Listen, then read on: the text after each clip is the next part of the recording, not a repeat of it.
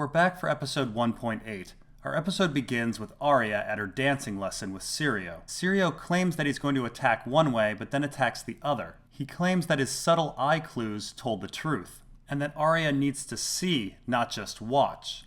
Weirdly in the book, he follows up this lesson with a strange tale. He tells Aria that once the Sea Lord of Braavos had an exotic animal on display. The animal was clearly a house cat, but everyone was telling the Sea Lord that it was something strange and beautiful. Syrio told the Sea Lord that the Emperor has no clothes and that it's just a cat. What's odd about the story is that the lesson is the exact opposite of what he's trying to tell Aria. His lesson was first that the truth is sometimes hidden, but then his story is that the truth is sometimes obvious. Aria is at first quite confused about this contradiction, but it essentially boils down to stop listening to people's lies and see for yourself. Now next we see Ned's steward Vayan Poole get killed. In the book, Vayan's daughter Jane is Sansa's best friend and a rather important character. Weirdly in the book, we never know what happens to Vayan Poole. Yes, he probably dies, but we don't have any confirmation on it.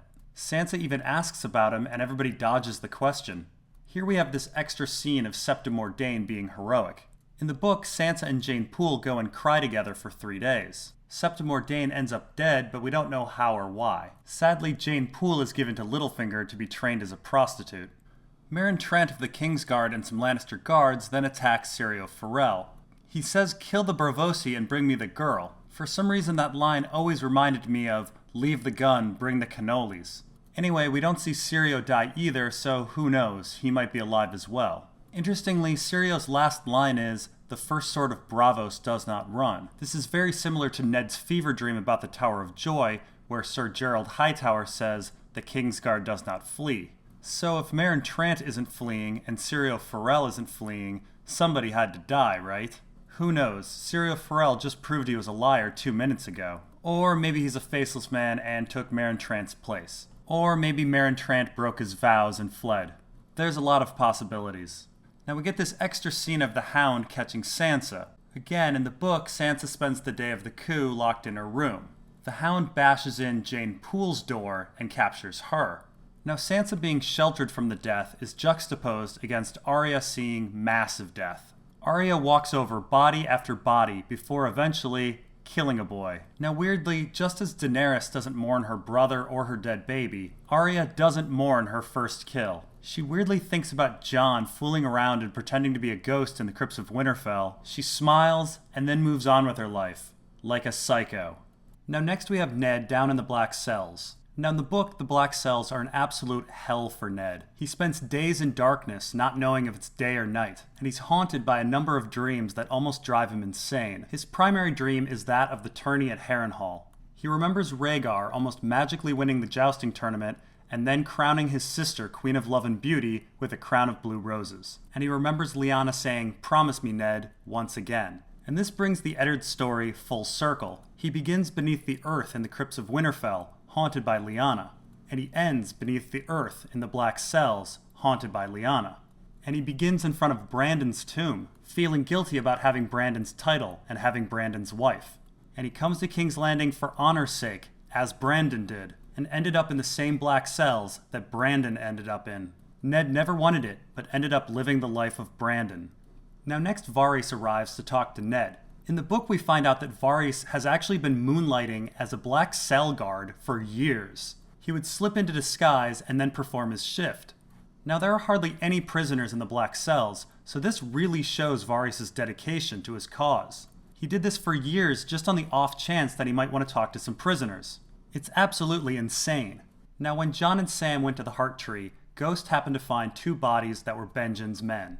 Now Sam's dad was a hunter, and so Sam knows a lot about dead bodies. Just as Daenerys learned a lot from her shitty brother, Sam apparently has learned a lot from his shitty dad. Sam's CSI skills deduce that the bodies have actually been dead for days, but it's weird that they're not rotting. Additionally, no blood was found at the scene. It's very clear that these bodies were placed at the Heart Trees. Somebody wanted the Night's Watch to find them. Now the others are clearly suspects. But I'd also like to point out that Bloodraven and the Children of the Forest are also suspects. They know how to animate dead bodies as well, and it was Ghost who found those bodies, and those Heart Trees would allow them to watch the retrieval of the bodies. Now their wounds are a bit interesting as well. The first has been killed by an axe, which the second one carries. but the second has a rash of wounds all over his body. Did another stab him 100 times? Or perhaps it was a conspiracy of ravens or a murder of crows. Now Mormont and Jon get a letter telling them that the king is dead and that Ned has been arrested. What's interesting is that in the book, Mormont sends a letter back requesting that Ned be given the opportunity to take the black, and Cersei accepts. In the next scene, Cersei is trying to get Sansa to write a letter to her family. Interestingly, in the book, Sansa desperately wants to talk to Joffrey. We are led to believe that Cersei is the Grand Puppet Master, when in fact Joffrey has his own agenda. Now Sansa's letter is not really that important, but to give everyone more screen time, we get everyone's reaction to it. The largest difference is that of Catelyn. In the book, Catelyn very much regrets her kidnapping of Tyrion, and after that event she becomes much more cautious. In the show, she's much more gung-ho for war and requests Lysa's army. In the book, she gets kicked out of the Vale because she requests to foster Sweet Robin. In our next scene, Tyrion and Bronn are brazenly trying to walk out of the Vale. Now what's missing is that there's a reason why Tyrion is whistling and being loud. He is resigned to the fact that the mountain clans are going to find them. From the very start, he had planned on bribing the clans. The show portrays the incident as something Tyrion came up with in a fevered panic. Meanwhile, back on the wall, Alliser Thorne tries to get Jon all riled up by calling him a traitor's bastard. It works like a charm. But of course, Alliser already thought Jon was a traitor's bastard. Alliser was a Targaryen supporter. Anyway, Jon is confined to his room, but in the book he has a guard, and this is important. Jon weirdly loses some hours. This blacking out experience happens to various characters in the book every once in a while. When Jon comes to, he finds the guard outside his room, dead. Ghost then leads Jon to the Lord Commander's chambers. Jon is then attacked by a white. Now in the book, there's 2 whites. And in fact, earlier in the show there were 2 bodies, and later in the show there are 2 bodies, so I'm not sure what happened to the other body. In the book, the other white kills the first ranger, Jeremy Riker. Jon takes care of this white, but it should be noted that in the book, Ghost mostly kills the white. The entire incident is massively suspicious. Jon blacks out for a period of time where the guard is killed outside of his door. He's then led by Ghost to save Mormont's life. Suspicious. Very suspicious. Meanwhile, across the Narrow Sea, Khal Drogo is raping and pillaging the Lázarine. Now to be fair to Khal Drogo, the Lázarine for some reason have built a settlement on Dothraki lands. This settlement is such a target that it's already getting raped and pillaged by a different Dothraki Khal when Khal Drogo arrives. And Jorah reveals that much of what he said about the Dothraki is bullshit. Jorah previously claimed that you don't tell a Khal what to do, and yet he recommends to Khal Drogo that they make for Meereen. He also said that the Dothraki don't really understand the concept of money, yet he tells Khal Drogo that Meereen will pay a higher price for slaves. So Dany demands an end to the raping, and for some reason in the show they decide to do a battle between Khal Drogo and one of his blood riders. In the book, Khal Drogo is injured by the rival Khalasar that was already raping and pillaging the Lázarine before Khal Drogo arrived. Now Mirri Maz Duur appears and offers to help clean Khal Drogo's wound. Now Mirri Maz Duur is pretty suspicious. She speaks Dothraki and the common tongue. And in the book we find out that she studied in Asshai and studied with Maester Marwyn. There is no reason that a woman with her abilities should be in this small little village. Now Maester Marwyn hasn't appeared in the show yet, but he's a maester that's obsessed with Daenerys. It seems very likely that Mirri Maz Duur was planted in this village and was waiting for Daenerys to arrive. Meanwhile, back at Winterfell, Great Jon Umber tests Robb's ability to lead, and he ends up with fewer fingers. In the book, this scene more or less happens, but the show has excluded a more important scene. Roose Bolton is at this dinner, and Robb finds him absolutely frightening. And because he finds him frightening, he gives Roose command of half of his forces. Well, actually I should amend that. He first wants to give his forces to Great Jon Umber, but Catelyn convinces him to pick again. In our next scene, Robb says goodbye to Bran. In the show, Robb is fatherly in this scene, but in the book, he's a scared little boy. Now we're treated to this extra scene with Rickon, where he pretends to be a seer and claims that none of his family is going to come back north. In the book, Rickon is angry and unpredictable, and his wolf is absolutely feral. It's uncertain whether the wolf made Rickon insane, or if Rickon made the wolf insane. Next, Osha talks to Bran and says that Robb is in trouble because there's no weirwoods south of the neck. But actually there's lots of weirwoods south of the neck, and the old gods can skin change animals, so whatever. Hodor then arrives, and Osha claims that Hodor has giant's blood in him. Now she's not joking, she's really serious about this. Now some people theorize that Hodor has some other blood in him. There was a very tall and famous knight named Duncan the Tall. And we know that this knight came to Winterfell, and we know that he had a romance in Winterfell, so some think that maybe Hodor is the descendant of Duncan the Tall. Meanwhile, back at the Wall, we have this extra scene where they're burning the white bodies. Let's ignore the fact that there's now 2 bodies again, and 1 body is getting reburned. Sam proceeds to tell a story about the White Walkers that's not in the books. He claims that the White Walkers sleep under ice for thousands of years. In the books, the history of the White Walkers is very much a mystery.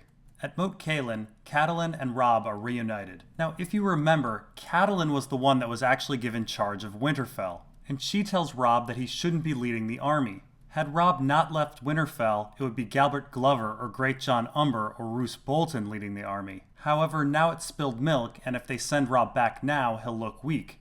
Next, Tyrion arrives at his father's camp with the mountain clans of the Vale. Now, what you may have missed is that Tyrion arrives with not just the Stone Crows, but many mountain clans. How he united all of these unruly rival clans is never explained in either the book or the show.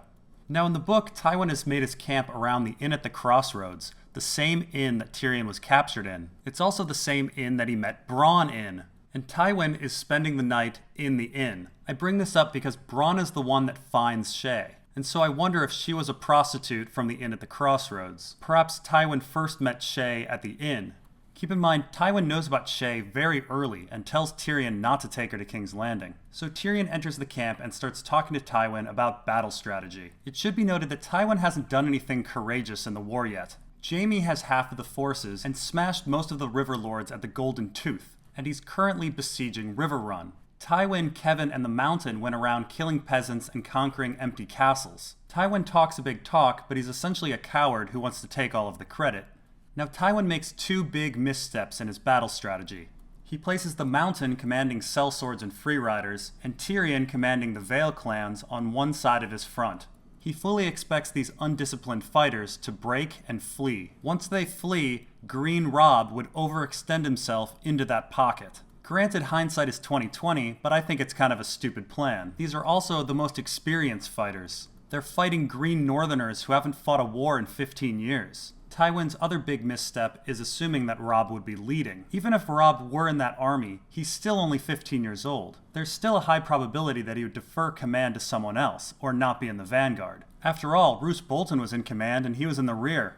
Now, as I said, Jaime is busy besieging Riverrun, which leaves him very vulnerable. Because of the way Riverrun is designed, the only way to take the castle is to split your forces in 3 and attack simultaneously. So Robb's plan is essentially to split his forces up. Roose Bolton would face Tywin, while Robb would slaughter Jaime. Now again, hindsight is 20/20, but I don't really understand why Roose Bolton had to engage Tywin. The key to the plan, as displayed in this extra scene where the Northerners capture a Lannister scout, is that Tywin thinks the Northern army is coming down the King's Road. Actually engaging Tywin and getting slaughtered is kind of pointless. So in our next scene, Janos Slynt, the head of the City Watch, is granted Harrenhal for his help in stopping Ned's coup. So Slynt is Littlefinger's crony, and this whole transaction was Littlefinger's plan. Slynt could have been given any fiefdom in the Seven Kingdoms, and yet he got Harrenhal, the ancestral home of Catelyn and Lysa's grandmother. Why Harrenhal is so damn important has not been revealed yet in our story. Next, Barristan Selmy is dismissed from the Kingsguard in order to make room for the Hound. Later we find out that this was Varys' idea, and Varys eventually finds Barristan and ships him off to meet Illyrio. It seems likely that Varys was also trying to collect Ned, but Ned ended up killed. Varys had transportation waiting for Ned, but it ends up being used by Aria instead of Ned. This desire to collect Ned is shown when Sansa pleads for Ned's life. Varys wants mercy for Ned, while Pycelle wants justice. Littlefinger is strangely silent. And that's it for episode 1.8. See you in episode 1.9.